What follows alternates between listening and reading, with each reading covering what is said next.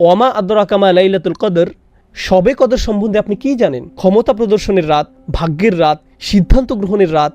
এই রাতটি সম্পর্কে আপনি কি জানেন? কোন বিষয়টি এই রাতের মূল্য বুঝতে সাহায্য করবে?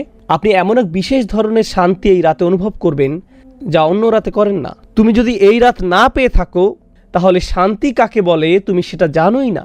এই রাতে আমরা কি কি জিনিস চাইবো এবং এই রাতে মূল্য সম্পর্কে হাদিসে কি বলা হয়েছে? অবশ্যই আল আজাল আল আরজাক খিলালিল আম ফিহা ইফরাকু কুল্লু আমরিন হাকিম। আমাদের সীমা, আল্লাহর কাছে ফেরার পূর্বে আমাদের জীবনকাল, আমাদের সকল রিজিক, এই সব কিছু সম্পর্কে এই রাতে ডিক্রি জারি করা হয়। ফেরেশতারা অবতরণ করেন। কি নিয়ে অবতরণ করেন? বিল খাইরি ওয়াল বারাকাতি ওয়াল রহমাতি ওয়াল মাগফিরাহ। তারপর এটা সেই রাত কিনা তা বোঝার কিছু উপায় তুলে ধরছি। আবারও বলছি, এখানে ভৌগোলিক সীমাবদ্ধতার কথাটা মাথায় রাখতে হবে। ইন্নী কুনতু উরিতু লাইলাতুল কদরি সুম্মা নুসিতুহা। এটা হলো শক্তির রাত, ভাগ্য নির্ধারণের রাত বা মহামূল্যবান রাত। কদরের অনেকগুলো সম্ভাব্য অনুবাদ রয়েছে। আজ রাত এই সূরা নিয়ে আলোচনা করার উপযুক্ত সময়, যেহেতু আমরা রমজানের শেষ 10 দিনে প্রবেশ করেছি। আমাদের ঐতিহ্যে এই রাত নিয়ে অসংখ্য অভিমত পাওয়া যায়। কেউ কেউ গণনা করে দেখেছেন 40-এর মতো অভিমত রয়েছে। আমার কাছে ব্যাপারটা মজার মনে হয়েছে, কারণ রাত হতে পারে সর্বোচ্চ 30টি, আর কোনটি সেই রাত তা নিয়ে মত রয়েছে 40টি। এ ব্যাপারে অন্যরা অভিমত গণনা করেছেন। ইমাম রাজি 9টি অভিমত গণনা করেছেন। কেউ কেউ এমনকি এই অভিমত ব্যক্ত করেছেন যে এটি 30তম রাত বা 29তম রাত অথবা 23তম, 21তম, 27তম রাত ইত্যাদি ইত্যাদি। এবং প্রবণতা নিয়ে অধ্যয়ন করার পর সম্ভাব্য এই রাত নিয়ে আমার কাছে মনে হয়েছে যে এই রাত হলো শেষ 10 রাতের যে কোনো একটি। এটি সবচেয়ে গ্রহণযোগ্য অভিমত। আর এই রাতের ব্যাপারে আমার দৃষ্টিভঙ্গি হওয়া উচিত এরকম, প্রতি বছর এই রাতের তারিখ পরিবর্তিত হয়। যে কোনো একটি রাতকে নির্ধারণ করে নেবেন না, এটি একটি চলমান লক্ষ্য। সুতরাং প্রতি বছর এটি খুঁজে পেতে চেষ্টা করুন। এর সপক্ষে প্রমাণ হলো হাদিসে এই রাতের কিছু চিহ্ন বর্ণনা করা হয়েছে। এর থেকে কয়েকটি আমি আপনাদের সামনে আলোচনা করব। ওই রাতে কি খোঁজ করতে হবে তা কোনো কোনো হাদিসে বলা হয়েছে। যেমন সাহাবারা স্বপ্নে দেখেছেন, এমনকি আজকের দিনেও কোনো কোনো বিশ্বাসী স্বপ্ন দেখে বুঝতে পারেন কোনটি সেই রাত। এটা ইলহামের মতো একটা ব্যাপার। এটা এমন নয় যে স্বপ্নে দেখে তিনি সবার জন্য অনলাইনে ঘোষণা করে দিবেন। এটা মূলত তার নিজের জন্য। তিনি বুঝতে পারেন এটাই সেই রাত। অস্বাভাবিক এক প্রশান্তি, নিস্তব্ধতা তারা অনুভব করেন। সময় এলে আমি কিছু হাদিস বর্ণনা করব আপনাদের নিকট ইনশাআল্লাহ, সেই রাতের অনুভূতিটা কেমন হয় ইত্যাদি ইত্যাদি। কিন্তু এর থেকে আসলে 100% নিশ্চিত হতে পারবেন না। অ্যান্টার্কটিকার মানুষ তো আর কদরের রাতের নিদর্শন হিসেবে ঠান্ডা বাতাস অনুভব করবে না এবং বলবে না, ও এটাই লাইলাতুল কদর। এমনটা করতে যাচ্ছে না। মানুষ বিভিন্ন ধরনের জলবায়ুতে বাস করে। যেমন যেমন স্কটল্যান্ডে যারা বাস করে সেখানকার জলবায়ু প্রধানত মেঘাচ্ছন্ন। এজন্য সকালবেলা সূর্যের তীব্র আলো সেখানে খুব একটা দেখা যায় না। তাই এভাবে বলা কঠিন যে অমুক অমুক নিদর্শনগুলো একেবারে পরিষ্কারভাবে লাইলাতুল কদরের প্রতি নির্দেশ করছে। কিছু কিছু নিদর্শন এই রাতের প্রতি সম্বন্ধযুক্ত করা হয়েছে, তবে এটা হার্ড কোনো সায়েন্স নয়। তবুও আমি আবারও আমার নিজেকে এবং আপনাদেরকে স্মরণ করিয়ে দিতে চাই, এই রাতের খোঁজ করা খুবই গুরুত্বপূর্ণ এক অনুসন্ধান। এটা এত বড় একটি ব্যাপার যে আল্লাহ সম্পূর্ণ একটি সূরা, একটি বা দুইটি আয়াত নয়, আল কোরআনের সম্পূর্ণ একটি সূরা উৎসর্গ করেছেন শুধু এই উদ্দেশ্যে। আর এটাই কেবল নয়, সূরা দুখানের শুরুতে তিনি আবারও এই রাতের কথা বলেছেন। 44 নম্বর সূরার প্রথম প্যাসেজ শুধু এই রাতের জন্য তিনি উৎসর্গ করেছেন। এই রাত কিসের প্রতি আভাস দেয়? কেন এই রাত গুরুত্বপূর্ণ? তাই এটা কোনো ছোট ব্যাপার নয়। অন্য অনেক দিন এবং রাতের মর্যাদাও ইসলামে স্বীকৃত। যেমন হজের দিনগুলোর পবিত্র মর্যাদা রয়েছে, গোটা রমজান মাসেরও একটা ধর্মীয় মর্যাদা রয়েছে। কিন্তু বছরের যে কোনো সময় বা তারিখের জন্য এভাবে গোটা একটি সূরা উৎসর্গ করা হয়নি। এইরকম আর হয়নি। এই ব্যাপারে কেবল আরেকটি সূরার কথা আমার মনে পড়ে, যা একটা নির্দিষ্ট সময়ের জন্য উৎসর্গ করা হয়েছে, সূরাতুল জুমআ। সেক্ষেত্রে সম্পূর্ণ সূরা এই উদ্দেশ্যে উৎসর্গ করা হয়নি, শুধু শেষের কয়েকটি আয়াত 9, 10 এবং 11। সূরার বাকি অংশ অন্য বিষয় নিয়ে, যা শুক্রবারের নামাজের দিকে নিয়ে যায়। কদরের বিষয়টি অনন্য। এই ব্যাপারটা আমাদের মাথায় রাখা প্রয়োজন। আমরা যেহেতু এই রাতগুলো শুরু করতে যাচ্ছি, আমি দোয়া করি আল্লাহ আযজা ওয়া জাল্লা যেন আমাদেরকে সুযোগ, শক্তি, উৎসাহ, আন্তরিকতা, খাঁটি অশ্রু দান করেন, যার মাধ্যমে এই সময়ে আমরা আল্লাহর ক্ষমা লাভ করতে পারি। তো আল্লাহ আযজা ওয়া জাল্লা শুরু করছেন এই বলে, ইন্না আনজালনাহু ফি লাইলাতুল কদর, নিশ্চয়ই আমি এটা নাজিল করেছি লাইলাতুল কদরে। লক্ষ্য করুন, পূর্বের সূরাতে সূরার আলোকে জিবরাইল আলাইহিস সালাম প্রথম ওহী নিয়ে এসেছিলেন, কিন্তু আল্লাহ এই সমীকরণ থেকে জিবরাইল আলাইহিস সালামকে দূর করে দিলেন। যেন এমনটি বলা হচ্ছে, হ্যাঁ জিবরিল এসেছে, কিন্তু কথাগুলো আমার নিজের, আমি এই ওহী পাঠিয়েছি। তিনি নিজে ক্রেডিট নিচ্ছেন এবং এই কদরের রাতের ব্যাপারটা আরও সরাসরিভাবে বললেন। এভাবে বলেননি যে আমি আমার দূত জিবরিলকে তোমার নিকট পাঠিয়েছি, বরং বলেছেন নিশ্চয়ই আমি এটি নাজিল করেছি। এর মাঝে হু এর প্রতি লক্ষ্য করুন। ইন্না আনজালনাহু, কুরআন নাজিল করেছি বলার পরিবর্তে বলা হয় আমি এটি নাজিল করেছি। আরবি ব্যাকরণের ভাষায় এর নাম দমিরে সান। অন্য কথায় যখন বলেন এটি, তার মানে কিছু একটা যা মানুষ আগে থেকেই জানে। যেমন আপনাদের সাথে বাক্যালাপ করার সময় জিজ্ঞেস করলাম, আপনারা কি এটা দেখেছেন?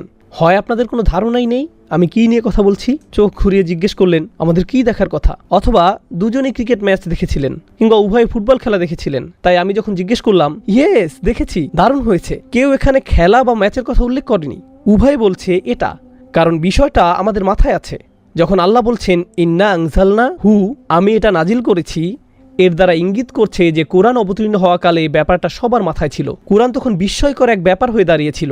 যখন কেউ বলেছিল তুমি কি এটা শুনেছ, এমন কথা শুনলে মক্কার মানুষরা কোরআন ছাড়া আর অন্য কিছুর কথা ভাবতে পারে না। কবিতা, ছন্দ বা কোনো গল্পের কথা তাদের মাথায় আসতো না, এমনকি শত্রুদের মাথায়ও না। কোরআন গোটা শহরে ছড়িয়ে পড়েছিল। তাই আল্লাহ যখন বলছেন এটি, তখন বিশ্বাসী অবিশ্বাসী সবাই বুঝতে পেরেছিল এখানে এটি বলতে কোরআনকে বোঝানো হয়েছে। বিষয়টা কোরআনের আভিজাত্য এবং শক্তিমত্তার তারিফ করছে, যে কোরআনের নামও উল্লেখ করার প্রয়োজন পড়ছে না, মানুষ এমনিতেই বুঝতে পারছে কি নিয়ে কথা বলা হচ্ছে। তাহলে ধারণাটি এর মাঝে এসে গেছে ইন্না আনজালনাহু, আমি এটা নাজিল করেছি। ইন্না আনজালনাহু এর ব্যাখ্যায় ইবনে আব্বাস রাদিয়াল্লাহু তাআলা আনহু থেকে আরেকটি আকর্ষণীয় মত পাওয়া যায়। মতটি হলো খুবই চমৎকার। আল্লাহ আযজা ওয়া জাল্লা সম্পূর্ণ কোরআন অবতীর্ণ করেন। আল্লাহ আযজা ওয়া জাল্লা সপ্তম আকাশ থেকে প্রথম আকাশে এক রাতে, এই কদরের রাতে, তারপর প্রথম আকাশ থেকে দীর্ঘ 23 বছরে অল্প অল্প করে রাসূলুল্লাহ সাল্লাল্লাহু আলাইহি সাল্লামের উপর অবতীর্ণ করা হয়। সুতরাং ওহী এসেছে দুই পর্যায়ে। ইনজাল অর্থাৎ সম্পূর্ণ ওহী অবতীর্ণ হয় সপ্তম আকাশ থেকে প্রথম আকাশে এক রাতে, এরপর 23 বছরে অল্প অল্প করে পৃথিবীতে নাজিল হয়। আর এই অভিমতটি ইবনে আব্বাস রাদিয়াল্লাহু তাআলা আনহুর উপর আরোপ করা হয়। স্কলাররা বিশ্বাস করেন তিনি এটা রাসূলুল্লাহ সাল্লাল্লাহু আলাইহি সাল্লামের কাছ থেকে শিখেছেন। এর কারণ হলো একজন সাহাবী হিসেবে ইবনে আব্বাস রাদিয়াল্লাহু তাআলা আনহুর পক্ষে সপ্তম বা প্রথম আকাশে কি হচ্ছে তা জানা সম্ভব নয়। এগুলো অদৃশ্য জগতের ব্যাপার। এই অদৃশ্য জগতের ব্যাপারে তার পক্ষে আত্মবিশ্বাসের সঙ্গে মন্তব্য করা একমাত্র তখনই সম্ভব যখন তিনি এগুলো রাসূলুল্লাহ সাল্লাল্লাহু আলাইহি সাল্লাম থেকে জেনে থাকবেন। অন্যথায় তিনি অদৃশ্য জগৎ সম্পর্কে এরকম মন্তব্য করার দুঃসাহস দেখাতেন না। অদৃশ্য জগৎ নিয়ে আত্মবিশ্বাসের সঙ্গে একমাত্র কথা বলতে পারেন রাসূলুল্লাহ সাল্লাল্লাহু আলাইহি সাল্লাম, যাকে অদৃশ্য জগৎ সম্পর্কে জানানো হয়েছিল। যদি কোনো সাহাবী অদৃশ্য জগৎ নিয়ে কথা বলেন, বিশেষ করে ইবনে আব্বাস রাদিয়াল্লাহু তাআলা আনহুর মতো জ্ঞানী সাহাবীর ক্ষেত্রে, তাহলে আমাদের বিশ্বাস যে তিনি সেটা রাসূলুল্লাহ সাল্লাল্লাহু আলাইহি সাল্লামের কাছ থেকে শিখেছেন। তিনি হয়তো সরাসরি রাসূল সাল্লাল্লাহু আলাইহি সাল্লামকে উদ্ধৃত করছেন না, বরং তার নিজের মতো করে বলেছেন। এজন্য এ ধরনের বর্ণনাকে বলা হয় মারফু, অর্থাৎ এই জ্ঞান রাসূল সাল্লাল্লাহু আলাইহি সাল্লামের কাছ থেকে অর্জন করা হয়েছে। এই সূরার প্রথম আয়াতটি কিভাবে ব্যাখ্যা করা হবে এই নিয়ে আরেকটি অভিমত পাওয়া যায়। এটাকে এমনভাবে ব্যাখ্যা করা যায়, আমি কদরের রাতে এটি পাঠানো শুরু করেছি, অর্থাৎ মহানবী সাল্লাল্লাহু আলাইহি সাল্লামের প্রতি কোরআন অবতীর্ণ হওয়া শুরু করে এই রাতে। কেউ কেউ যুক্তি দেখান এখানে হু আগের সূরা ইকরা বিইসমি রাব্বিকাল্লাযী, এটা হলো আল্লাযী খালাক, সেই ওহী আমি কদরের রাতে নাজিল করেছি। তাহলে এটি ওইটার প্রতি ইঙ্গিত করছে। এই সূরা অধ্যয়নকালে গুরুত্বহীন আরেকটি অভিমত পাওয়া গেছে। এটা আসলে তেমন কোনো বিষয় না, তারপরেও আমি একাডেমিক উদ্দেশ্যে তা উল্লেখ করছি। কেউ কেউ এই অভিমত ব্যক্ত করেছেন যে এই লাইলাতুল কদর রমজান মাসের প্রতি নির্দেশ করছে না, এটা শাবান মাসের মধ্যরাতের প্রতি নির্দেশ করছে। কারণ কয়েকটি বর্ণনা আয়েশা রাদিয়াল্লাহু তাআলা আনহার প্রতি আরোপ করা হয়, যেখানে তিনি শাবান মাসের ফজিলতের কথা উল্লেখ করেছেন। একে লাইলাতুল মুবারাকাও বলা হয়। তাই তারা এই অভিমত ব্যক্ত করেছেন যে সম্ভবত এটি রমজান মাসের কথা বলছে না, এটা শাবান মাসের মধ্যরাত সম্পর্কে বলছে। কিন্তু এই অভিমতটি সরাসরি বাতিল করে দেয়া হয়েছে। এর বহু কারণ আছে, আমি শুধু একটি কারণ বলছি। আল্লাহ সুস্পষ্টভাবে কোরআন সম্পর্কে বলেছেন শাহরু রমাদান আল্লাযী উনজিলা ফীহিল কুরআন, রমজান মাস, এই মাসেই কোরআন অবতীর্ণ করা হয়েছে। রমজান মাসের প্রতিটি রাত কোরআন অবতীর্ণের মাসের অন্তর্গত। তাই আল্লাহ যেহেতু বলছেন আমি এটি লাইলাতুল কদরে অবতীর্ণ করেছি, সুতরাং লাইলাতুল কদর কেবল রমজান মাসেই হওয়া সম্ভব। এই দুইটি একে অপরের সাথে ওতপ্রোতভাবে জড়িয়ে আছে, একে অন্যভাবে দেখার অবকাশ নেই। এখন আমি কদর শব্দের অর্থ নিয়ে কিছু কথা শেয়ার করতে চাই। 3 ভাবে কদর শব্দের ব্যাখ্যা করা যায় বা চিন্তা করা যায়। 3 ভাবে কদর শব্দের ব্যাখ্যা করা যায়। এই বিশ্লেষণ আমাদেরকে সূরার কাঠামো এবং এর অর্থ বুঝতে সাহায্য করবে ইনশাআল্লাহ তাআলা। আরবিতে কদর শব্দের একটি অর্থ হলো নিরূপণ করা, কিয়াস করা, কোনো কিছুর সীমা নির্ধারণ করে দেয়া। তাকদীর বলতে কোনো কিছুর চৌহদ্দি ঠিক করে দেয়া বোঝায়। কুরআনের অন্যত্র এসেছে কদ্দারনাহু মানাজিলা, আমরা চাঁদের জন্য বিভিন্ন পর্যায় নিরূপণ করে দিয়েছি। সুতরাং একভাবে এটাকে ব্যাখ্যা করা হয়েছে এভাবে যে সূরা দুখানের সাথে মিলে যায়, একটু পরে সেটা নিয়ে আলোচনা করব। এই রাতে আল্লাহ বছরের বাকি সময়ের বড় বড় সিদ্ধান্তগুলো পাঠিয়ে থাকেন এবং সমস্ত ভালো সিদ্ধান্তগুলো, সব ভালো ভালো সিদ্ধান্তগুলো, বড় বড় সিদ্ধান্তগুলো পাঠিয়ে থাকেন। কে কি অর্জন করবে, কে কোন ধরনের সুখ সমৃদ্ধি লাভ করবে, কোন কোন বাচ্চা জন্মগ্রহণ করবে, কোন কোন বিবাহ সংঘটিত হবে, কোন কোন ভালো বা খারাপ ঘটনা ঘটবে, কে কে ইসলাম গ্রহণ করবে, কে শান্তিতে মারা যাবে, যাই হোক না কেন এই সমস্ত সিদ্ধান্তগুলো আল্লাহ এর সবই জানেন। কিন্তু ফেরেশতারা এই রাত থেকে এগুলোর বাস্তবায়ন শুরু করে। সরকারের যেমন বাজেট থাকে এবং সেই বাজেটের বাস্তবায়ন থাকে, এটা সেই রাত যে রাতে আল্লাহর সিদ্ধান্তগুলো পাঠানো হয় এবং ফেরেশতাদের মাধ্যমে এগুলোর বাস্তবায়ন করা শুরু হয়। এটা হলো লাইলাতুল কদরের একটি অর্থ। এর আলোকে আমি সূরাতুদ দুখান থেকে কয়েকটি আয়াত পড়ছি। হামিম ওয়াল কিতাবিল মুবিন, হামিম সুস্পষ্ট কিতাবের কসম, ইন্না আনসালনাহু ফি লাইলাতিন মুবারাকাহ, আমি একে অবতীর্ণ করেছি এক বরকতময় রাতে। এমন রাত যে রাতে কল্যাণের শুধু বৃদ্ধিই ঘটে, আপনার প্রত্যাশার চেয়েও বেশি কল্যাণের প্রকাশ ঘটতে থাকে। এই শব্দটি মাথায় রাখুন। মুবারাকা মানে এমন কিছু যাকে বহুগুণে বৃদ্ধি পাওয়ার ক্ষমতা দেয়া হয়েছে। মুবারাকের অর্থ এটাই, এমন কিছু যা বর্তমান থাকে এবং বহুগুণে বৃদ্ধি পায়। এই ধারণার কাছে আমরা আবার ফিরে আসবো সূরা কদর শিখতে থাকা অবস্থায়। এই বহুগুণে বৃদ্ধি পাওয়াটা দেখতে পাবো, আর সেটা হবে মুবারাকার তাফসীর। কেন এই রাতে সওয়াব বহুগুণে বৃদ্ধি পায়? ইন্না কুন্না মুনজিরিন, নিশ্চয়ই আমি সতর্ককারী। ফিহা ইউফরাকু কুল্লু আমরিন হাকিম, সেই রাতে প্রত্যেক প্রজ্ঞাপূর্ণ সিদ্ধান্ত আলাদা করা হয় এবং বিতরণ করা হয়। আল্লাহ বলছেন এই রাত সিদ্ধান্ত নেয়ার রাত। কদর মানে ভাগ্য, সীমা এবং সেই সিদ্ধান্তগুলো এখন আল্লাহ আজ্জা জাল্লা কর্তৃক জারি করা হয়েছে। আমরিন মিন ইনদিনা, আমার আদেশক্রমে। ইন্না কুন্না মুরসিলিন, আমি প্রেরণ করি। রহমাতাম মির রব্বিক ইন্নাহু হুয়া সামিউল আলিম, অর্থাৎ এই সমস্ত আদেশ আল্লাহর দয়া এবং ভালোবাসার বহিঃপ্রকাশ। এইগুলো আল্লাহর কাছ থেকে ভালোবাসাপূর্ণ আদেশ। এই রাতে যে সিদ্ধান্তগুলো আসে সেগুলো ধ্বংসের সিদ্ধান্ত নয়, দুর্যোগ বা এরকম কিছু নয়। সিদ্ধান্তগুলো আল্লাহর পক্ষ থেকে দয়া, ভালোবাসা এবং স্নেহের প্রকাশ। এই অংশটা গুরুত্বপূর্ণ। ইন্নাহু হুয়া সামিউল আলিম, তিনি সর্বশ্রোতা এবং সর্বজ্ঞানী। আপনার অন্তরে কি হচ্ছে, কি দোয়া করছেন, বিশেষ করে এই রাতে আল্লাহ তার সবকিছুই শুনছেন। সূরাতুদ দুখানের এই আয়াতগুলোতে তিনি এটাই বলছেন। আমাদের মনে এই সম্পর্কে কোনো দ্বিধা থাকা যাবে না। রব্বিস সামাওয়াতি ওয়াল আরদ ওয়া মা বাইনাহুমা ইন কুনতুম মুকিনিন, যিনি আসমান সমূহ, জমিন এবং এ দুয়ের মধ্যবর্তী সবকিছুর রব, যদি তোমরা দৃঢ় বিশ্বাস পোষণকারী হও। কদরের দ্বিতীয় অর্থ হলো মানাজিল বা শারাফ, আভিজাত্য, সম্মান। এই রাত্রি ব্যাপক সম্মানের। কেন? ব্যাপারটাকে এভাবে ভাবতে পারেন, সবচেয়ে সম্মানিত ফেরেশতা জিবরাইল আলাইহিস সালামের আগমন ঘটে এই রাতে। তিনি আল্লাহর সবচেয়ে সম্মানিত বই কুরআন নিয়ে আগমন করেছিলেন, আর তিনি সবচেয়ে সম্মানিত রাসূলকে এটি প্রদান করেন সবচেয়ে সম্মানিত রাতে। অতএব এই সবগুলো সম্মান এবং গৌরব এসে একত্রিত হয় লাইলাতুল কদরে। মনে হয় যেন প্রথম আয়াতটি ইন্না আনজালনাহু ফি লাইলাতুল কদর বর্ণনা করছে যে কেন এই রাত্রি এত সম্মানের এবং এত গৌরবের। এখন পর্যন্ত আমি ভাগ্য এবং সম্মান অর্থের ব্যাখ্যা করেছি। কদর বা কুদরতের আরেকটি অর্থ হলো ক্ষমতা। সুতরাং এই রাতে আমাদের আল্লাহর ক্ষমতার উপর পরিপূর্ণ বিশ্বাস থাকা উচিত যে তিনি সবকিছু পরিবর্তনের ক্ষমতা রাখেন। আমাদের ভাগ্য পরিবর্তনের ক্ষমতা রাখেন, আমাদের আচরণ পরিবর্তনের ক্ষমতা রাখেন, বিভিন্ন কার্যাবলী সম্পাদনের ক্ষমতা দান করেন। কারণ এই রাতকে আল্লাহ বরকতময় করেছেন অস্বাভাবিক শক্তি দিয়ে। এই রাতটি আল্লাহর অলৌকিক ক্ষমতা প্রকাশের রাত। মানব জাতিকে শুরু থেকে বিস্ময়কর সকল মিরাকল প্রদান করার পর আল কোরআন প্রদান করা হয় এই রাতে, আল্লাহর সবচেয়ে শক্তিশালী কালাম। তাই আমাদের আরও বিশ্বাস থাকা উচিত আল্লাহ যে অলৌকিকভাবে আমাদের দোয়ার জবাব প্রদান করেন অন্য যে কোনো রাতের চেয়ে। আরও একটি বিরল অভিমত আমি পেয়েছি, খুবই ইন্টারেস্টিং, আর তা হলো কদর দ্বারা ভিড় করা বোঝায় বা কোনো কিছু যখন সংকুচিত হয়ে পড়ে। এই অর্থটা আমরা সূরাতুল ফজরেও দেখেছি, ওয়া আম্মা ইযা মাবতালাহু ফাকাদার আলাইহি রিজকাহ, এবং যখন তাকে পরীক্ষা করা হয় অথবা রিজিক সংকুচিত করে দেন। এখানে কদ এর পরিবর্তে কদর ব্যবহার করা হয়েছে। তাই কেউ কেউ বলছেন এই রাতে এত বেশি ফেরেশতার আগমন ঘটে যে এ ব্যাপারে একটা হাদিসও আছে, কিভাবে ফেরেশতারা পৃথিবীর মোট বালুকণার চেয়েও বেশি পরিমাণে এই রাতে অবতরণ করেন। এখান থেকে ইঙ্গিত পাওয়া যায় অন্য কোনো কারণে এই ফেরেশতারা পৃথিবীতে নামেন না। পৃথিবীতে অনেক ফেরেশতা এমনিতে আছেন, কিন্তু এই রাতে তিনি অনেক বেশি ফেরেশতা পাঠিয়ে থাকেন যাদের আসলে আকাশে থাকার কথা। এই পৃথিবীতে তারা আগমন করেন শুধু এই রাতের জন্য। তিনি সারা পৃথিবী জুড়ে এত বেশি পরিমাণে ফেরেশতা পাঠান যে ফেরেশতাদের ভিড় জমে যায়। শয়তানি শক্তির জন্য কোনো জায়গা আর অবশিষ্ট থাকে না। আমি যে চারটি অর্থ আপনাদের নিকট উপস্থাপন করলাম এর মধ্যে অবশ্যই সবচেয়ে বেশিবার উল্লেখিত অর্থটি সূরাতুদ দুখানের আলোকে। তা হলো এই রাতটি ভাগ্য নির্ধারণের রাত। এই রাতে বছরের অবশিষ্ট সময়ে কি কি হবে তার সিদ্ধান্তগুলো নেওয়া হয়। এখন মানবজাতির জন্য আল্লাহর সবচেয়ে মহান সিদ্ধান্ত যা ছিল সর্বশেষ কিতাব নাজিল, সেটাও এই রাতের অংশ। এখন ফায়ামবাগি আন তুআদ্দা লাইলাতুল কদরে ঈদা নুজুলিল কুরআন। এখন এ ব্যাপারে সাধারণ বিষয়, যাক্কিরহুম বি আইয়ামিল্লাহ, মানুষকে আল্লাহর দিনসমূহ স্মরণ করিয়ে দিন।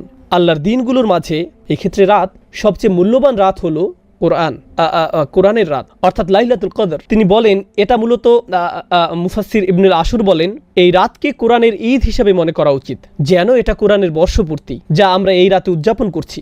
এখন ওয়ামা আদরাকা মা লাইলাতুল কদর, শবে কদর সম্বন্ধে আপনি কি জানেন? ক্ষমতা প্রদর্শনের রাত, ভাগ্যের রাত, সিদ্ধান্ত গ্রহণের রাত। এই রাতটি সম্পর্কে আপনি কি জানেন? কোন বিষয়টি এই রাতের মূল্য বুঝতে সাহায্য করবে? এই প্রশ্ন করার মাধ্যমে আল্লাহ বলছেন আমি এখন আপনাকে বলতে যাচ্ছি লাইলাতুল কদরের প্রধান কোন বিষয়টি আপনার জেনে রাখা উচিত, যে মূল ব্যাপারটি আপনার আত্মস্থ করা দরকার, যেন তোমরা এই রাতের মূল্য দিতে পারো, যেন এমন কারো মতো না হয়ে পড়ো যে এই রাতের সুযোগ কাজে লাগায় না। আলোচনা চালিয়ে যাওয়ার পূর্বে একটা কথা বলতে চাই, কোনটি সেই রাত আমরা সেটা জানি না।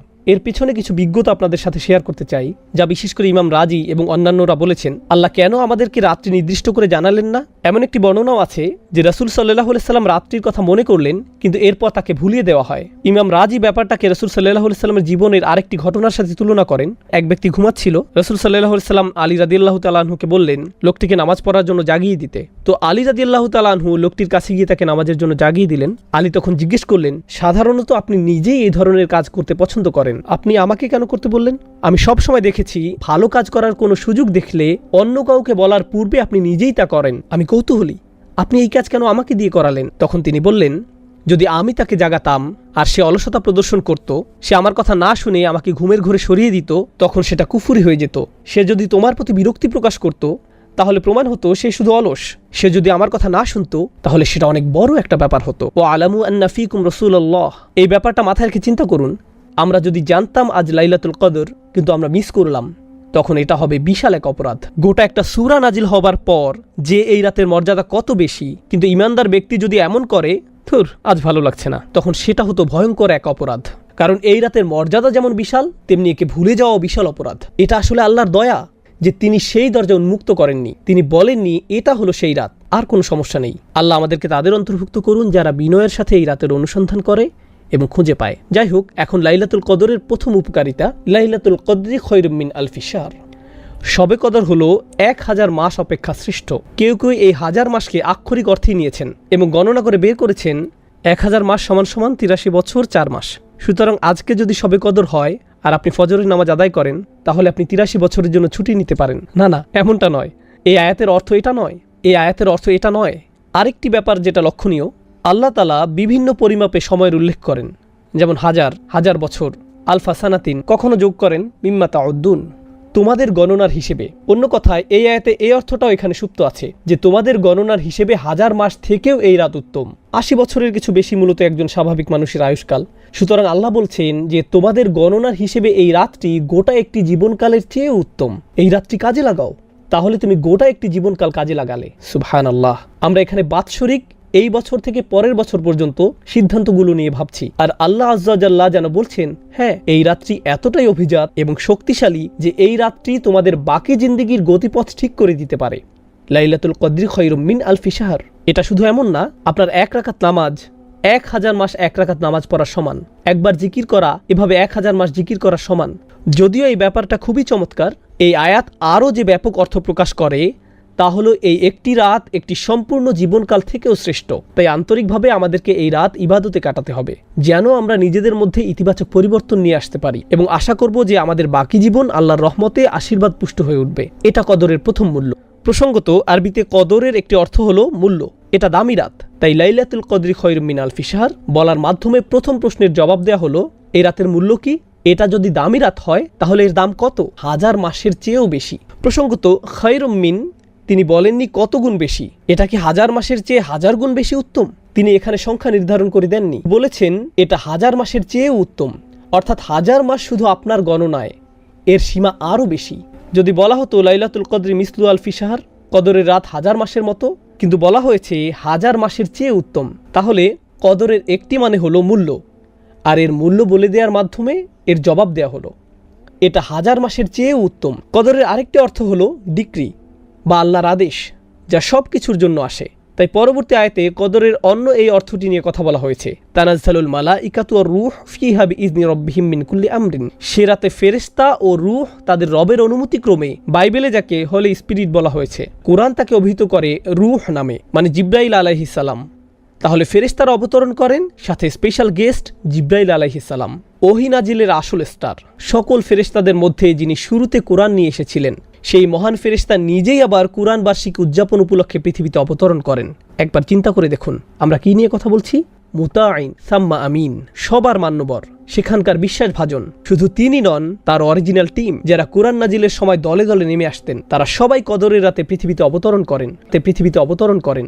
ইনি সেই জিবরিল আলাইহিসসালাম, যিনি মুসা আলাইহিসসালাম, ঈসা আলাইহিসসালামের নিকট কিতাব নিয়ে এসেছিলেন, ও আইয়াদনাহু বিরূহিল কুদুস, এবং যিনি রাসূলুল্লাহ সাল্লাল্লাহু আলাইহি সাল্লামের নিকট ওহী নিয়ে আসতেন। আজকে তিনি আমাদের মাঝে, তার সকল অনুসারীরাও এবং অন্য সব ফেরেশতারা, তারা বিভিন্ন ডিপার্টমেন্টে কাজ করে। প্রথম আকাশে যেমন ফেরেশতারা আছেন, দ্বিতীয় আকাশে আছেন, তৃতীয় আকাশে আছেন, এভাবে সব আকাশে আছেন। ফেরেশতাদেরকে বিভিন্ন কাজের জন্য নিয়োগ করা হয়। যেমন 2 জন আমাদের গার্ড দিয়ে থাকেন, 2 জন আমাদের কর্মের হিসাব রাখেন। ফেরেশতারা আরশের চারপাশে ইস্তেগফাররত থাকে।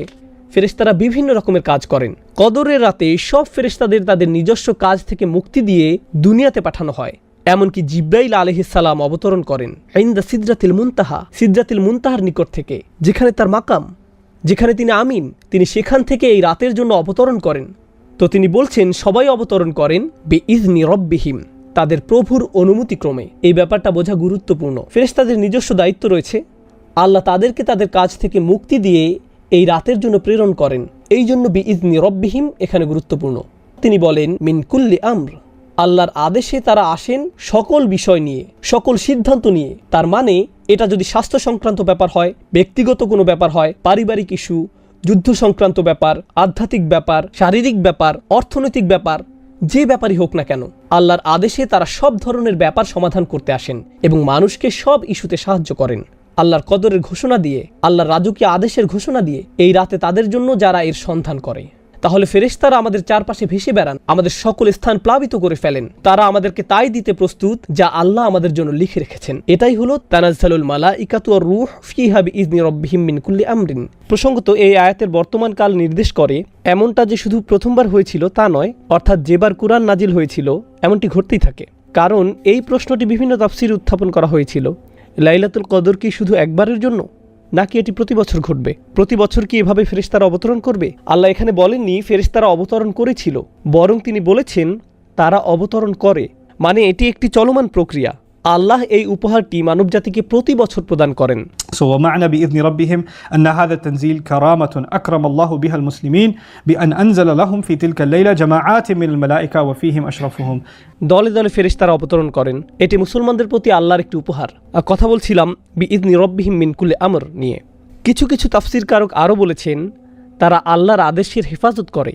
আল্লাহ তার নির্দেশ জারি করেছেন, এখন ফেরেশতারা নিশ্চিত করবেন যে এই নির্দেশগুলো বাস্তবায়িত হয়েছে। এখন দ্রুত শেষ আয়াত নিয়ে কথা বলবো। আমরা এই আয়াতে প্রবেশ করার পর দেখব আল্লাহ আযজা ওয়া জাল্লা কদরের আরেকটি অর্থ এখানে প্রদান করেছেন, সীমা নির্ধারণ করা। কদ জাআলাল্লাহু লিকুল্লি শাইইন কদর, আল্লাহ সব কিছুর জন্য একটি পরিমাণ স্থির করে রেখেছেন। যদি খেয়াল করেন তাহলে দেখবেন প্রথম উত্তর ছিল লাইলাতুল কদরের মূল্য নিয়ে, দ্বিতীয় উত্তর ছিল লাইলাতুল কদরের আদেশ জারি নিয়ে, তৃতীয় উত্তর হলো লাইলাতুল কদরের সীমা নিয়ে। সীমা মানে এই রাত কতক্ষণ পর্যন্ত থাকে, এটাও কদরের আরেকটি অর্থ। আমাকে এমনকি আপনাদের নিকট এই সূরার গঠন বিন্যাস উপস্থাপন করতে হবে না। এই প্রশ্ন করার পর প্রতিটি আয়াত কদর সম্পর্কে, ইন্না আনজালনাহু ফি লাইলাতুল কদর ওয়া মা আদরাকা মা লাইলাতুল কদর, প্রতিটি আয়াত অনন্য কিছু তথ্য দিচ্ছে।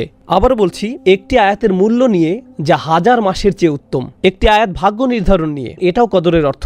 আরেকটি আয়াত সীমা নিয়ে, আর সীমা নিয়ে এই আয়াতটি আমার নিকট খুবই মনোমুগ্ধকর। সালামুন হিয়া হাত্তা মাতলা আইল ফাজর। আমি শুরু করব এই অনন্য বৈশিষ্ট্য নিয়ে। মাতলা অর্থ ফজরের উদয়, একেবারে ভোরের সময় নয়। ফজরের উদয় মানে সূর্য ইতিমধ্যে উদয় হয়ে যাচ্ছে। অন্য কথায় আল্লাহ এত দয়ালু, এতই মহান এবং এই রাতে এতই উদার যে জানেন তো আমাদের সাহরির সময় শেষ হয়ে যায় অন্ধকার থাকতেই, যখন দ্বিতীয় ফজরের আগমন ঘটে। লাইলাতুল কদরের ক্ষেত্রে এই নিয়ম নয়। লাইলাতুল কদর আলো দেখা পর্যন্ত চলতে থাকে। তিনি এর সময় বাড়িয়ে দিয়েছেন, তিনি এর মূল্য বাড়িয়ে দিয়েছেন মাতলা আইল ফাজর। তাহলে এর সীমা অন্য কোনো রাতের মতো নয়। আল্লাহ ভোরবেলার সময়টাকেও রাতের অংশ হিসেবে গণনা করছেন। এটা লাইলাতুল কদরের অনুপম একটি উপহার যে আল্লাহ আযজা ওয়া জাল্লা এর সময়সীমাকে আমাদের জন্য বৃদ্ধি করেছেন। এখানে বলছেন সালামুন হিয়া। আপনারা যারা আরবির সাথে কিছুটা পরিচিত তারা জানেন যে সাধারণ নিয়মে হওয়ার কথা হিয়া সালামুন, মুবতাদা এবং খবর হিয়া সালামুন, কিন্তু তিনি এই ক্রম উল্টো করে বললেন সালামুন হিয়া। এর ফলে যা হয় والسلام مصدر أو اسم مصدر معناه السلامة. এর ফলে তিনি এক ধরনের ইখতিসাস তৈরি করলেন। এই রাতের মতো কোনো শান্তি নেই, কোনো রাত এমন নেই যার এই রাতের মতো শান্তি আছে। এটাই সালামুন হিয়া। কোনো রাতের শান্তি এই রাতের মতো নয়, কোনো রাতের শান্তি এই রাতের মতো নয়। একটা কথা মনে পড়েছে, আমি আবার সালামুন হিয়ার আলোচনায় ফিরে আসব। আমাদের সালাফদের কাছে মজার কিছু ব্যাখ্যা পাওয়া গেছে, অন্যরা হাস্যকর ভেবে এগুলো পুরোপুরি বাতিল করে দিয়েছেন, কিন্তু আমি ভাবলাম অভিমতগুলো বেশ মজার, তাই আপনাদের সাথে শেয়ার করছি। কেউ কেউ মনে করেন লাইলাতুল কদর রমজানের 27 তারিখে। তারা গণনা করলেন ইন্না প্রথম শব্দ, আনজালনাহু দ্বিতীয় শব্দ, ফি তৃতীয় শব্দ, যখন আসলো হিয়া মানে এটা, এই হিয়া 27 নম্বর শব্দ। তাই তারা বললেন ও কদরের রাত তো পেয়ে গেলাম। এভাবে 27তম রাতের উৎপত্তি। কিছু কিছু মানুষ এই একভাবে 27তম রাতের ধারণা বের করেছেন।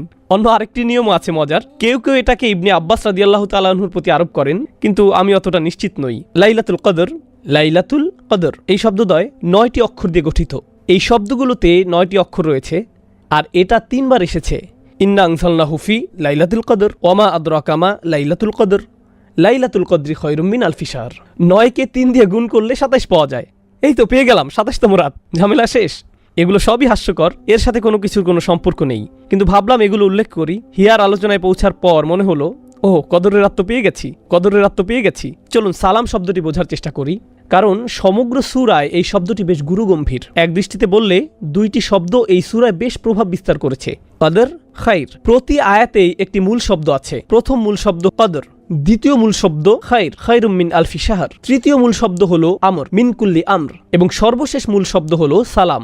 এই সবগুলো দিন শেষে কোনো না কোনোভাবে কদরের সাথে সম্পর্কযুক্ত। প্রথমে কদর নিজে, উত্তম, এরপর আল্লাহর আদেশসমূহ, নির্ধারিত ভাগ্য, এবং সবশেষে শান্তি। সালাম আমাদের জানাচ্ছে এই রাতে যত কিছু ঘটে তার কোনোটাই ধ্বংসের জন্য নয়, শাস্তির জন্য নয়, কোনো কিছু মৃত্যুর জন্য নয়। সকল আয়োজন মানুষকে শান্তি, নিরাপত্তা, আরাম ইত্যাদি দেওয়ার জন্য। কুরআনে সালাম শব্দটির ব্যবহার জানা গুরুত্বপূর্ণ। এটি আল্লাহর একটি নাম, আল মুহাইমিন, কুদ্দুসুস সালামুল মুমিনুল মুহাইমিন। তো সালাম হলো আল্লাহ আজ্জা ওয়া জাল্লার একটি নাম। একইভাবে জান্নাতকে বলা হয় দারুস সালাম। জান্নাতের একটি নাম হলো শান্তির নিবাস। তাহলে এটা আল্লাহর একটি নাম, এটা জান্নাতের একটি নাম, দারুস সালাম। ফুসিলাস সালাম বিল খাইর। আবার কোনো কিছু যখন ভয়ানক অনিরাপদ, যেমন আগুন, এর থেকে সকল বিপদ দূর করা দরকার। যেমন ইব্রাহিম আলাইহিসসালামের ক্ষেত্রে কুনি বারদান ওয়া সালামান, তুমি ইব্রাহিমের উপর শীতল ও শান্তিদায়ক হয়ে যাও, শান্তিপূর্ণ হয়ে যাও। এই আয়াতে ভাষার ব্যবহারে উল্লেখযোগ্য সূক্ষ্মতা রয়েছে। শুধু যে সালামুন প্রথম এসেছে এবং হিয়া পরে এসেছে তাই নয়, অন্য আরেকটি ব্যাপারও এখানে দারুণ সুন্দর, আর তা হলো আরবিতে সালাম শব্দটি মাসদার। এটি একটি ইনফিনিটিভ, পিস, এর ইংরেজি প্রতিশব্দ পিস। এখন রাত কিন্তু শান্তি নয়, রাত হলো শান্তিপূর্ণ। রাত নিজে শান্তি নয়, বরং রাত হতে পারে শান্তিপূর্ণ। আল্লাহ বলেননি রাত শান্তিপূর্ণ, তিনি বলেছেন রাত নিজেই শান্তি। যেন এখানে বলা হচ্ছে রাতটি শুধু যে শান্তিপূর্ণ তাই নয়, বরং আসলে তুমি যদি এই রাতের সুযোগ নিতে পারো তাহলে তুমি শান্তি অর্জন করে ফেলেছ। তোমার অবশিষ্ট জীবনের জন্য তুমি চূড়ান্ত শান্তির সন্ধান পেয়েছ।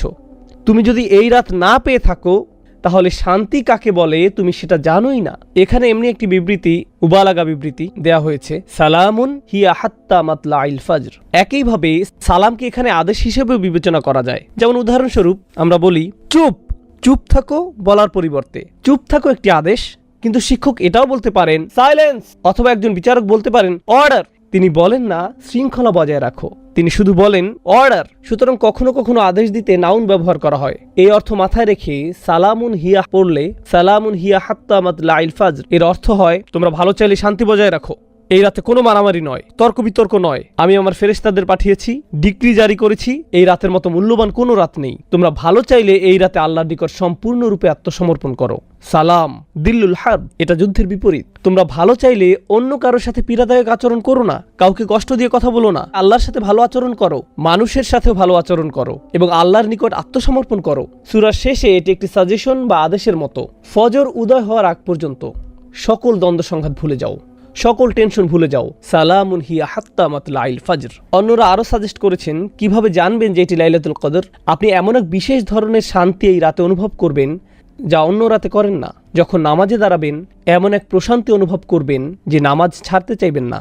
এমন শান্তি অন্য কোনো সময় অনুভব করেননি। সম্পূর্ণ অস্বাভাবিক এক আধ্যাত্মিক অভিজ্ঞতা যা আল্লাহ লাইলাতুল কদরের এই রাতে বিশ্বাসীদেরকে দান করেন। এখন কিছু বিষয় বর্ণনা করব যেগুলো আমরা লাইলাতুল কদরে অনুসন্ধান করি, যা শুরুতে পড়ার কথা ছিল, আমি এখন সেগুলো পড়ছি। এই রাতে আমরা কি কি জিনিস চাইব এবং এই রাতে মূল্য সম্পর্কে হাদিসে কি বলা হয়েছে। অবশ্যই আল আজাল আল আরজাক খিলালিল আম ফিহা ইফরাকু কুল্লু আমরিন হাকিম, আমাদের সীমা, আল্লাহর কাছে ফেরার পূর্বে আমাদের জীবনকাল, আমাদের সকল রিজিক, এই সব কিছু সম্পর্কে এই রাতে ডিক্রি জারি করা হয়। ফেরেশতারা অবতরণ করেন। কি নিয়ে অবতরণ করেন? বিল খাইরি ওয়াল বারাকাতি ওয়ার রহমাতি ওয়াল মাগফিরাহ, তারা অবতরণ করেন সকল কল্যাণ নিয়ে, বারাকাহ নিয়ে, আল্লাহর দয়া এবং তার ক্ষমা নিয়ে। প্রসঙ্গত আমি আগে যেমন বলেছিলাম, সম্ভবত এই রাতে যেসব ফেরেশতা অবতরণ করেন তাদেরকে পাঠানো হয় শুধু এই রাতের জন্য, অন্য কোনো সময় তাদের আগমন ঘটে না। বিশেষ করে এটা জিবরিল আলাইহিস সালামের জন্য আরও বেশি সত্য। তারপর এটা সেই রাত কিনা তা বোঝার কিছু উপায় তুলে ধরছি। আবারও বলছি, এখানে ভৌগোলিক সীমাবদ্ধতার কথাটা মাথায় রাখতে হবে। ইন্নী কুনতু উরিতু লাইলাতুল কদরি সুম্মা নুসিতুহা, এই হাদিসে রাসূল সাল্লাল্লাহু আলাইহি সাল্লাম বলেন, আমাকে লাইলাতুল কদর দেখানো হয়েছিল, পরে আবার আমাকে ভুলিয়ে দেওয়া হয়। ওয়াহিয়া ফিল আশরিল আওয়াখির, এর অবস্থান শেষ 10 রাতে। ওয়াহিয়া তালকাতু বালজাতুলা হাররা ওয়ালা বারিদা, বেশি গরম বা বেশি ঠান্ডা না। কানা ফিহা কামরান ইয়াফদাহু কাওয়াকিবুহা, যেন আলোকিত চাঁদ নক্ষত্রগুলোকে আড়াল করে আছে। এই রাতে শয়তান বের হতে পারে না। হাত্তা ইয়াখরুজু ফাজরুহা, অর্থাৎ ফজর পর্যন্ত কোনো শয়তান বের হতে পারে না। আত-তামানিনা, যেমন বলি সালামুন হিয়া হাত্তা মাতলাইল ফাজর, ফজর উদয় হওয়া পর্যন্ত শান্তি, ফজর পর্যন্ত শান্তি। এর অর্থ হলো মানুষ এই রাতে অস্বাভাবিক শান্তি অনুভব করে। তারাবিতে যোগ দিলে দেখবেন এই রাতে কেউ বিরক্ত হয় না, কেউ হাত পা নেড়ে কোনো বিরক্তি প্রকাশ করে না, বাচ্চারাও দুষ্টামি করছে না। নিশ্চয়ই এর কোনো কারণ আছে। এরপর তিনি বলেন, লাইলাতুল কদর লাইলাতুন তালকা লা হাররা লা বারিদা তুসবিহু শামসু ইয়াওমাহা হামরা দাঈফা, কেউ কেউ বলেন নরম বাতাস প্রবাহিত হয়। This is রাওয়াহু ইবনু খুসাইমা ওয়া সাহাহাহু আলবানী। পরের দিন সূর্য কেমন জানি লাল বর্ণ ধারণ করে। সূর্য উদয় হওয়ার সময় একটু লাল আকৃতি ধারণ করে। উদয় হওয়ার সময় এতে তীব্রতা দেখা যাবে না। قد يري الله الإنسان الليلة في المنام।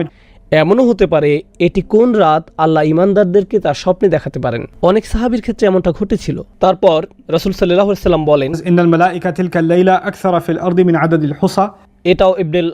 এটাও ইবনে খুজামা বর্ণনা করেছেন। এই রাতে পৃথিবীতে ফেরেশতাদের সংখ্যা মানে পৃথিবীর ক্ষুদ্র বালুকণার চেয়েও বেশি হয়। তো এগুলো শুধু কয়েকটি নিদর্শন। পরিশেষে আমি রাসূল সাল্লাল্লাহু আলাইহি সাল্লামের আরেকটি হাদিস শেয়ার করতে চাই লাইলাতুল কদর নিয়ে। মান কামা লাইলাতুল কদরি ঈমানান ওয়া ইহতিসাবান গুফিরা লাহু মা তাকাদ্দামা মিন যামবিহি, যে কেউ কদরের রাতে দাঁড়াতে পারে অর্থাৎ নামাজ পড়ে, তাহলে সবচেয়ে ভালো যে কাজ করতে পারেন লাইলাতুল কদরে রাত শুরু হলে তা হলো সালাত আদায় করা। আরও সেরা যা করতে পারেন সিজদায় দোয়া করতে থাকুন, আল্লাহর কাছে কান্নাকাটি করুন। এরপর রাসূল সাল্লাল্লাহু আলাইহি সাল্লাম শুধু নামাজ পড়তে বলেননি, তিনি সেই নামাজের কিছু বৈশিষ্ট্য বর্ণনা করেছেন। চলুন সেই বৈশিষ্ট্যগুলো ব্যাখ্যা করি। একটা হলো ঈমানান, যে আল্লাহর সামনে নামাজ পড়ল ঈমান সহকারে, অর্থাৎ শুধু ঈমান নিয়ে নয়, সে সম্পূর্ণরূপে জানে যে আমার জীবনের সবচেয়ে সেরা জিনিস হলো এই নামাজ। সে ব্যক্তির এত বেশি আত্মবিশ্বাস আছে, আল্লাহর উপর নির্ভরতা আছে এই নামাজে, যার কোনো তুলনা হয় না। 1 নম্বর। এরপর ওয়া ইহতিসাবান, ইহতিসাব মানে যে সম্পূর্ণরূপে আত্মসচেতন, নিজের পাপ নিয়ে আমি সচেতন, আমি জানি আমার কি কি ত্রুটি আছে, কি কি বিষয় নিয়ে আমি আল্লাহর সামনে লজ্জিত, আমি আল্লাহর সামনে নামাজে দাঁড়িয়েছি লজ্জিত এবং বিনম্র হয়ে, এবং সম্পূর্ণরূপে বিশ্বাসী যে আল্লাহ আমাকে ক্ষমা করে দিবেন, আমার পাপগুলো দূর করে দিবেন। অতএব আমি আল্লাহর সামনে এসেছি অবনমিত হয়ে, অশ্রুসিক্ত নয়নে, নিজের সকল হিসেব নিয়ে, নিজের সকল দোষ স্বীকার করে, পাপ স্বীকারের নামাজ ইহতিসাবান। যদি এটা করতে পারেন গুফিরা লাহু মা তাকাদ্দামা মিন যামবিহি, যত ধরনের অসম্মানজনক পাপই আপনার থাকুক না কেন, সমস্ত পাপ নিশ্চিতভাবে ক্ষমা করে দেওয়া হবে। সকল পাপ ক্ষমা করে দেওয়ার গ্যারান্টি দেওয়া হয়েছে। আমরা যদি এরকম একটি মন নিয়ে আল্লাহর সামনে নামাজে দাঁড়াতে পারি। এই ধরনের নামাজ বেশ কঠিন সবাই মিলে একত্রে আদায় করা। এই ধরনের নামাজ অনেক সহজ যদি আপনি একা একা আদায় করেন। এটা এমনই একটি রাত নিজে নিজে পড়তে যদি অলসতা লাগে তাহলে অবশ্যই মসজিদে যান এবং জামাতে যোগদান করুন। এই রাতে শুধু আপনি, আল্লাহ আর চোখের পানি। এই রাতে এটাই হওয়া উচিত। আল্লাহর সামনে দাঁড়ান, কুরআন তেলাওয়াত করুন, আল্লাহর কাছে দোয়া করুন এবং এমন মানুষদের অন্তর্ভুক্ত হন যারা এই রাত পেয়ে সৌভাগ্যবান এবং আল্লাহর ক্ষমা পেয়ে সৌভাগ্যবান। আমাদের রাতগুলো এখন আর এতটা লম্বা নয়, খুব বেশি সময় আমাদের হাতে থাকে না। একটু বিশ্রাম নিন, নামাজ পড়ুন, বিশ্রাম নিন, নামাজ পড়ুন, বিশ্রাম নিন, আবার নামাজ পড়ুন। এই কাজগুলো করুন এই রাত্রিগুলোতে। আল্লাহ আযজা ওয়া জাল্লা আমাদের সবাইকে লাইলাতুল কদর পেতে সাহায্য করুন। বারাকাল্লাহু লি ওয়া লাকুম ফিল কুরআনিল হাকিম ওয়া নাফা'নি ওয়া ইয়্যাকুম বিল আয়াতি ওয়া যিকরিল হাকিম। আসসালামু আলাইকুম ওয়া রাহমাতুল্লাহি ওয়া বারাকাতুহু।